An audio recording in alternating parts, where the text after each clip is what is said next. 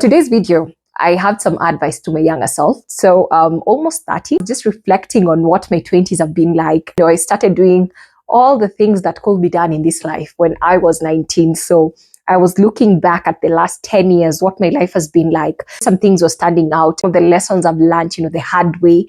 Some of the things I've learned from, other people's stories. But most of the things which I'm going to talk about today, they're the things I've learned in my journey, and they're the things life has taught me the hard way. Sometimes because I was ignorant to truth, sometimes because I made stupid decisions, sometimes because I was foolish, but I've learned quite a few things. And I was like, you know what, today's video, I'm just going to send a message to my younger self. So to all my younger sisters out there, I hope you get to learn from my mistakes and from the things I've learned before you experience. So sometimes we are told wisdom is knowing truth and applying truth, knowing where not to walk, where not to pass, instead of going to experience that for yourself, learning from other people. I believe wisdom is good. So I'll get right into today's video. One of the hardest things I've come to realize is the people you allow in your life are a reflection of how you see yourself. They're a reflection of how you perceive yourself, how you value yourself, and the worth you placed over yourself. And I know this is hard to understand, but sometimes we lower our value because of our circumstances. We lower our values because of where we come from, our backgrounds, our challenges, our struggles, our mistakes. And we lower our value because we believe that based on my circumstance, I should not value myself more than this. But I want to assure you, you are of great value. And one of the things I came to realize, I personally did not know who I am. In truth, like I knew what I was doing and all of that, but I did not know who I am, not in terms of where I come from and who my family is, but I did not know who I am and whose I am. Because if I understood I belong to God, I'm a daughter to a king, I'm loved, I'm valued, I'm worth Jesus going to die for me on the cross, I would have done things differently. But I did not have this information. So a lot of things I've come to learn the hard way and by going through the fire. But I bless the Lord for the protection, the covering, and just, being able to come out on this other side and, just share my testimony and help people see themselves the way Christ sees them. So based on how you look at yourself, and that's why I'm passionate about helping people get to a place where they understand they belong to Jesus Christ. They belong to God. And the Father loves them unconditionally, regardless of what they've done, regardless of their shortcomings, their failures, their mistakes, and the things they still fall short at.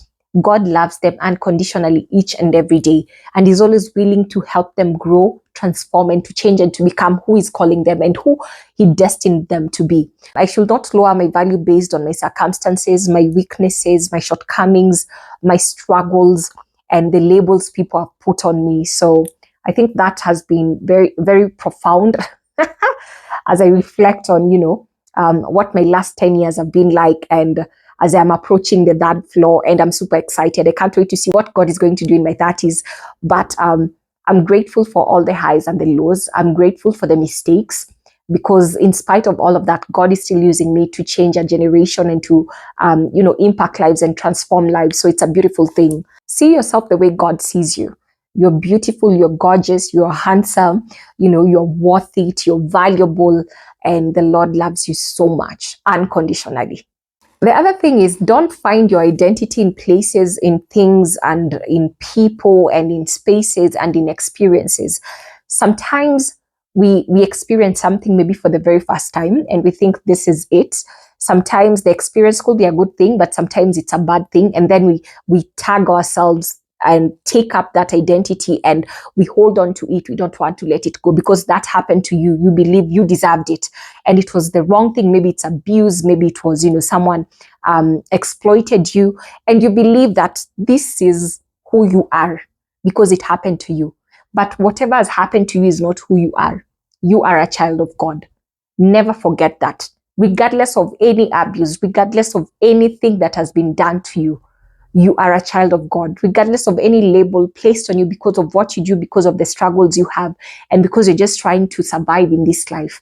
You are not the things you're doing. You're not the mistakes you've made, but you're a child of God. Never forget that. One of the things I've come to realize, the enemy works to attack your identity. That's why he's always putting labels on you. If you've been doing sex work or making money by sleeping around with men, it's like, you're a prostitute, you cannot do anything else. And if you've been stealing, maybe you're a young man, you've been doing things and being, stealing here and there, you're a thug, you're in that gang and all of that. You are just nothing but a thief. You cannot become anything else. Aside from that, if you've been using drugs, you're just an addict. There's nothing else you can do, or there's nothing good that can come out of your life. But I've come to realize, just because we're going through some things which we're not proud of, those are not the things that God has destined for us. Those are not the identities that God has for us. We are special to Him. And regardless of whatever it is that we're doing in our circumstances, the Lord loves us regardless. He's vouching for us regardless. He's waiting for us to go to Him and ask Him for help regardless. And He'll never turn away from you. I encourage young people, find God at a young age. He'll save you from doing a lot of things. Sometimes we make mistakes out of foolishness and ignorance. Sometimes we make mistakes because we think we know better than our parents and our guardians. Yet, one thing I've come to realize, there's something your parent or your guardian knows that you do not know. So sometimes it's good to listen regardless of whether you feel like you want to be a rebellious human being. But it's good to listen to those who've gone before you. There is wisdom in that, and I'm learning that up to date. There are things I believe I'm not going to learn from experience, but I learn through other people's failures and their mistakes. So I'm keen to listen and to hear what they're saying, other than tell myself, let me just go and do it. Let me get into it. I'll figure it out for myself. I'll learn for myself. So there is wisdom, like I said, in learning from those who've gone ahead of you and learning from those who failed before you, so you don't have to fail. You don't have to go through everything in this life. You can learn and escape some things. So it's important. Wisdom is good. Wisdom is good. Learn from those who've gone ahead of you. The other thing I'm going to say is, if I could go back, I'd do the things I was meant to be doing other than doing the things my mates were doing. As I said, your friends highly influence you. You become a product of the people you allow into your space and those you spend a lot of time with. And I spent a lot of time with the wrong people when I was in campus, and hence I made some very stupid and foolish decisions. And some things up to date, I look back and I'm like, wow, stupidity. I was very foolish at that particular point and very stupid. And of course, there are consequences to every decision and every choice we make. And at the end of it all, you have to live with the consequences of the decisions that you make. The Bible talks about, if you walk with the wise, you become wise, but foolish people, they have their own thing going on. And at the end of the day, they're going to reap whatever it is that they're sowing. So getting to a place of understanding, it's wise to walk with the wise. Yet again, a lot of times we want to rebel, especially if you have a rebellious spirit in you. You always want to walk with the people who your parents don't agree with. You always want to do the things your parents don't support. You always want to do the opposite of what you're supposed to be doing, because the rebellion must find a place to prosper, So understanding that I don't need to do what my mates are doing. If they're doing the wrong things, I have no business being there. Let me do what I'm purposed to be doing in that season. If it's school, be in school, do your best. If you're supposed to be at home and doing some work, go and do that. You don't need to do things because all your mates are doing. So there is wisdom in not having a mob mentality and doing things because everyone else is doing, but understanding that you make your own choices and it's your own life. It's not life yako na mabeshte wako. It's always your own life in the end. The other thing I've come to realize is, within the last year, the last 10 years, I've pursued cheap dopamine. I've pursued trends. I've pursued hype. I've pursued fame. I've pursued happiness.